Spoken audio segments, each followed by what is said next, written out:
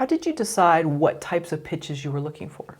Yeah, so each network, studio, production company basically has a brand, right? If you watch ABC, you'll notice that their content is going to be a little different from CBS. And their content's probably different from FX, and their content's probably different from the Disney Channel, right? So your job as an executive is to get in there and learn that brand. So that means you're going to watch as much stuff as you want, and you're going to kind of pay attention in meetings if you're new. So the mandates change every quarter, maybe even sooner than that. And so the EVP will inform us, okay, well, we're looking for this or that. Maybe it's going to be trends, but like I've said before, if we're watching the trend, it already happened. So it's our job to be be ahead of the trend. Sometimes it's, this thing is working for someone else's network. What's our version of that? And now we're looking for that. Generally speaking, though, as a screenwriter, it's your job to be doing that same kind of work and saying, okay, ABC is usually going to have a show that's like this. So does my project fit that, or does my project fit more of the kind of shows that would be on NBC?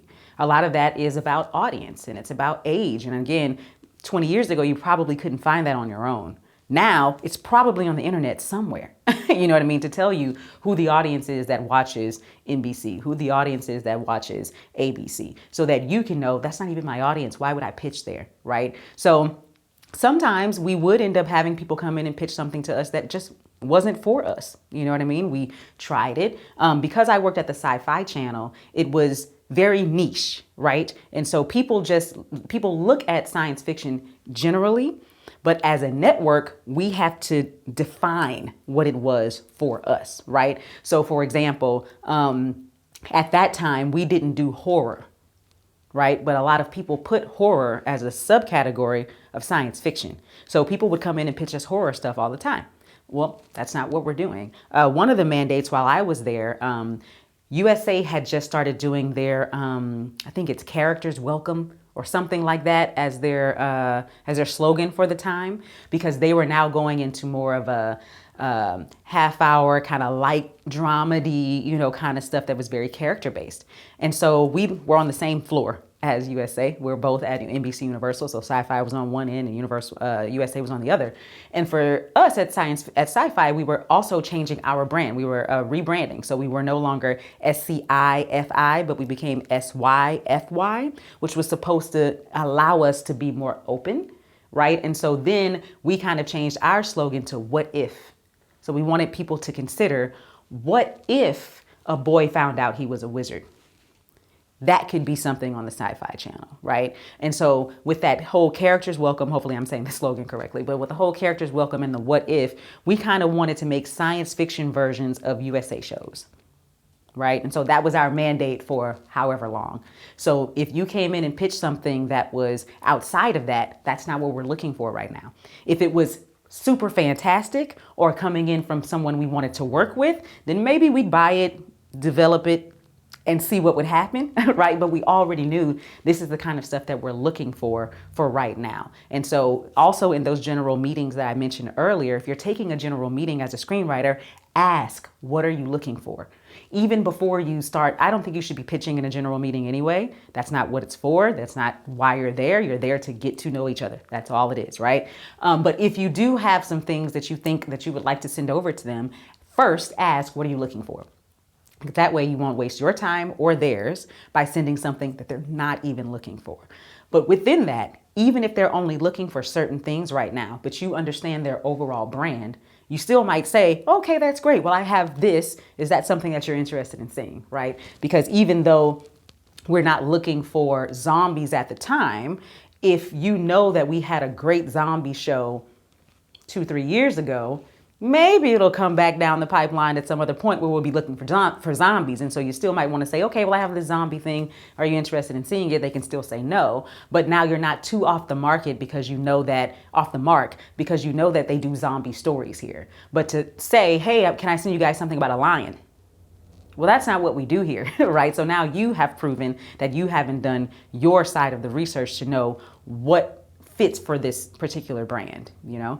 So we as executives are, when we're first getting there to learn the brand, are doing the same kind of research that you as a writer should be doing to learn the brands of the places where you want to pitch. How often would you say a network does a rebranding? That's a good question.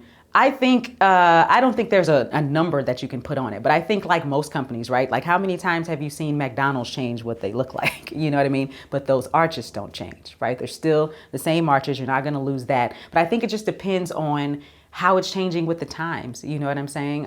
The Peacock has changed a little bit over at NBC Universal, but at the same time, I don't even know if they're NBC Universal anymore because they've been bought by Comcast at one point. When I worked there, they were General Electric. So GE owned NBC Universal when I was there. So those kind of things can make you have to kind of rebrand, etc. But I really think it just depends on what you want for the network. If you get a new president who has a different vision, you know, they may try to change some things around. Like if you look at the CW, which was, you know, UPN at one point and the WB at another point and all of those things, and it rebranded over and over and over. And now it's been the CW for quite some time. Will they change it again? Who knows? But they did change their programming mandates. They used to have far more shows of people of color a decade ago than they do now because they changed what their audience was. Maybe because someone came in and said, hey, we just want to do something different. Who knows? But, you know, I think that's the thing that you have to stay on top of as a writer, right? Because as a writer, if I'm creating a, you know, teen show about people of color, maybe I'll take it to CW, but right now I don't really have much proof that they would even be interested in it. Not to say that they don't have anything about people of color, but if you look at the drastic difference over the, you know, last decade or so in their content, then I might say to myself, maybe I don't go there, maybe instead I go to Freeform. You know what I mean? So you just kind of have to just stay with the times because you don't know what's going to make them change. But I would, you know, look at something like NBC, ABC, CBS, they've kind of been a staple. So even if the color of their logo changes or, you know, some font changes, or again, the Peacock changes, their audience has basically been the same. Now I've heard, I don't know if it's true, that CBS is going to try to start programming a little more outside of their audience. Their audience tends to skew a little older, which is why they have a lot of procedural shows because people of that generation tend to like, I know what I'm going to get every week, right? And so supposedly they're going to try to, you know, push out of that a little bit. I don't know if that's going to cause the entire place to rebrand, but it'll change the mandate for the programming that they're looking for. And just like with Netflix, they seem to be taking a lot of foreign titles and making them into series or, you know, based on a short or whatever. And, Yep. and so then they have subtitles. So that seems like a newer thing maybe. Yeah. I mean, I think it's easier and less risky to do something that's already established, right? So if that international film did well somewhere else, then maybe it'll do well here. You know what I mean? So when it comes to streamers, they can program in so many different ways, right? I'm not sure what their mandates are. Sometimes I can't even tell when I'm watching some of the streamers, and I won't say which ones, but I'm watching and I'm going, what kind of programming can I expect here?